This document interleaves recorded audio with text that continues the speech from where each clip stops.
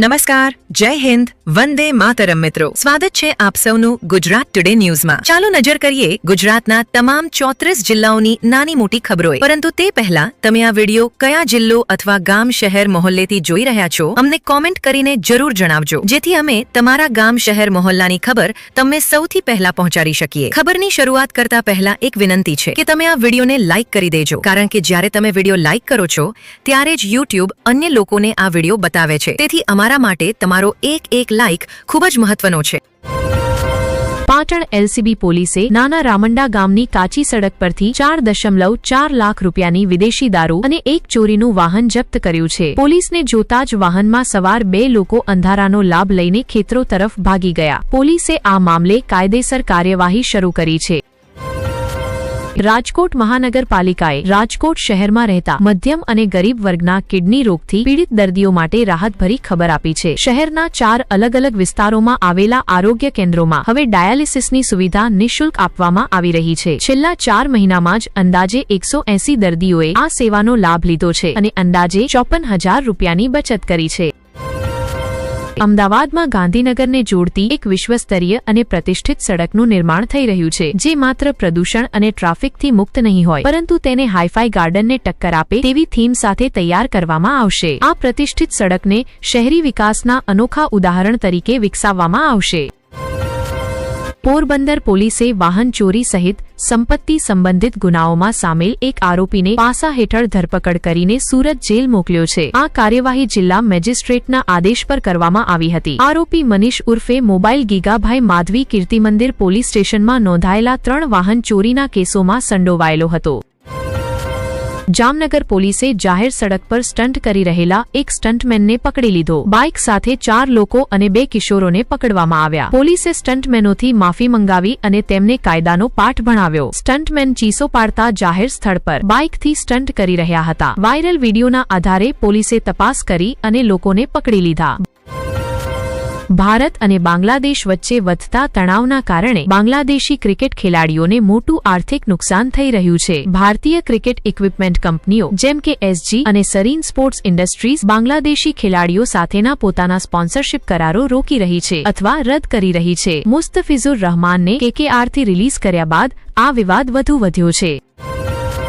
ભાવનગરમાં red light jump કરવાની એક ઘટનાએ માતા પિતાને ઝટકો આપ્યો છે. પતંગ ઉડાવતી વખતે વીજ કરંટ લાગવાથી 12 વર્ષીય બાળકીનું મોત થયું છે. બીજી 2 બાળિકાઓ પણ ઘાયલ થઈ છે. આ ઘટના ખોડિયારનગર વિસ્તારમાં પતંગ ઉડાવતી વખતે બની હતી. વીજ કરંટ લાગ્યા બાદ ત્રણેયને સારવાર માટે હોસ્પિટલ લઈ જવામાં આવ્યા. ફરજ પર હાજર ડોક્ટરોએ બાળકીનું મોત જાહેર કર્યું, જેથી પરિવાર શોકમાં ડૂબી ગયો છે. અમદાવાદ મેમકો બ્રિજ પાસે અંબિકા એસ્ટેટમાં આગ લાગી. આ આગમાં 2 લોકો ગંભીર રીતે ઘાયલ થયા. બંનેને બચાવીને ગંભીર હાલતમાં હોસ્પિટલમાં દાખલ કરવામાં આવ્યા. આગ તે ગોડાઉનમાં લાગી હતી, જ્યાં લાકડું સંગ્રહિત હતું. ફાયર બ્રિગેડના કર્મચારીઓએ આગ પર કાબૂ મેળવી લીધો અને શીતલન કામગીરી શરૂ કરી. રાજ્યના 5 શહેરોમાં તાપમાન 1 અંકમાં પહોંચી ગયું છે અને લોકો કડકડતી ઠંડીનો સામે કરી રહ્યા છે. નાળિયા ગુજરાતનું સૌથી ઠંડુ સ્થળ બન્યું છે, જ્યાં તાપમાન 3.8 ડિગ્રી સેલ્સિયસ નોંધાયું છે. અમરેલીમાં 7.6 ડિગ્રી સેલ્સિયસ અને રાજકોટમાં 8.9 ડિગ્રી સેલ્સિયસ તાપમાન રહ્યું. ભુજમાં 9 ડિગ્રી સેલ્સિયસ અને ગાંધીનગરમાં 9.5 ડિગ્રી સેલ્સિયસ તાપમાન સાથે ઠંડીનો માહોલ રહ્યો.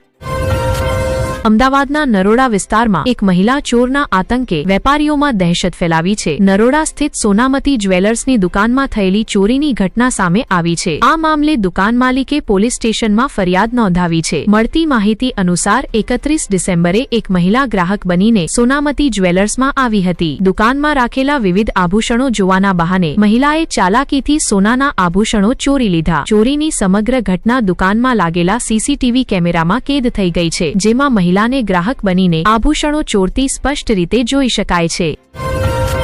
સુરતમાં સતત 3જા દિવસે પાણીપુરી વેચાણકારો પર દરોડા પાડવામાં આવ્યા. આરોગ્ય વિભાગે પાંડેસરા અને રાંદેરમાં કાર્યવાહી કરીને અંદાજે 20 પાણીપુરી બનાવવાની જગ્યાઓનું નિરીક્ષણ કર્યું. આરોગ્ય વિભાગની ટીમે પાણીપુરી, સડેલા બટાકા અને હાનિકારક સામગ્રી નષ્ટ કરી. આરોગ્ય વિભાગે તરત જ હજારો લીટર પાણીનો નિકાલ કર્યો.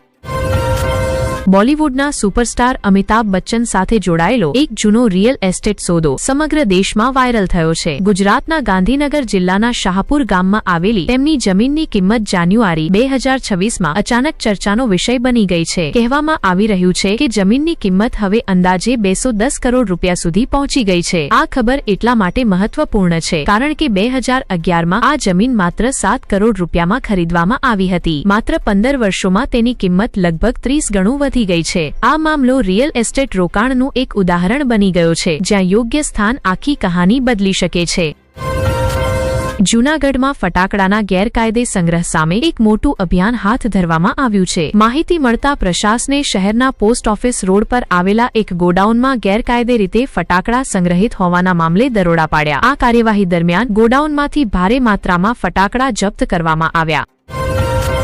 વિશ્વકર્મા ફાઉન્ડેશન દ્વારા મહેસાણા શહેરમાં સમગ્ર પંચાલ સમાજ અને 22 પંચાલ સમાજનું એક ભવ્ય અને ઐતિહાસિક સંમેલન આયોજિત કરવામાં આવ્યું. ગુજરાતના વિવિધ જિલ્લાઓમાંથી 5000થી વધુ સમાજબંધુઓ આ કાર્યક્રમમાં એકત્રિત થયા, જેના કારણે કાર્યક્રમમાં ઉત્સાહ અને આનંદનો માહોલ છવાઈ ગયો. આ સંમેલનનો મુખ્ય ઉદ્દેશ સમાજમાં ઘટતી જનસંખ્યા અંગે જાગૃતિ ફેલાવવાનો અને સંગઠનને મજબૂત બનાવવાનો હતો. શેર બજારમાં સતત છઠ્ઠા દિવસે ઘટાડો ચાલુ છે અને આ સમયગાળા દરમિયાન સેન્સેક્સ 2900 પોઈન્ટથી વધુ ઘટી ગયો છે. આવી સ્થિતિમાં રોકાણકારોમાં ચિંતા વધી ગઈ છે કે બજારમાં વધુ ઘટાડો આવી શકે છે કે કેમ. આ વચ્ચે માર્કેટ એક્સપર્ટ્સે નવી ખરીદી અંગે રોકાણકારોને મહત્વપૂર્ણ લેવલ બતાવ્યા છે. રાજકોટમાં પ્રધાનમંત્રી મોદી પ્રાદેશિક વાયબ્રન્ટ સમિટમાં પહોંચ્યા. તેમણે પ્રાદેશિક વાયબ્રન્ટ સમિટનું ઉદ્ઘાટન કર્યું. દેશના અગ્રણી ઉદ્યોગપતિઓ વાયબ્રન્ટ સમિટમાં હાજર છે. મારવાડી યુનિવર્સિટીમાં ભવ્ય આયોજન હેઠળ આ સમિટ યોજાઈ છે. 100 કરોડ રૂપિયાના સમજૂતી કરારો પર હસ્તાક્ષર થવાની સંભાવના છે.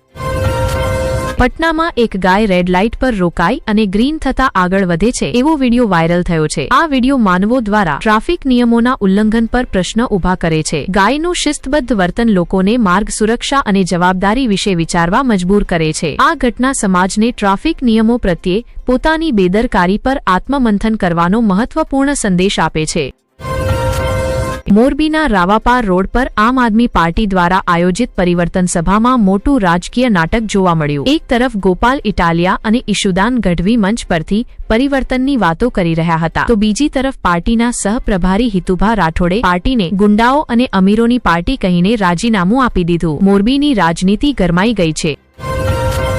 ભારતમાં નિયુક્ત નવા અમેરિકી રાજદૂત સર્ગિયો ગોરે કહ્યું છે કે ટ્રેડ ડીલ પર 13 જાન્યુઆરી 2026 ફરીથી વાતચીત શરૂ થશે. તેમણે જણાવ્યું કે ભારત અમેરિકા સંબંધોને આગામી સ્તરે લઈ જવાનો મારો સ્પષ્ટ લક્ષ્ય છે. અમેરિકી રાજદૂત સર્ગિયો ગોરે કહ્યું કે પ્રધાનમંત્રી મોદી સાથે ટ્રમ્પની મિત્રતા સાચી છે. ભારતમાં અગાઉ વિન્ટેજ ઘડિયાળનો બજાર અસંગઠિત હતો, પરંતુ હવે તે એક સંપૂર્ણ ઇકોસિસ્ટમમાં બદલાઈ ગયો છે. આજે યુવા વર્ગ નવી ઘડિયાળોની જગ્યાએ વિન્ટેજ ઘડિયાળોની પાછળ દોડે છે. લોકો તેને લક્ઝરીમાં પ્રવેશનો દરવાજો માનીને હજારો લાખો રૂપિયા ખર્ચી રહ્યા છે.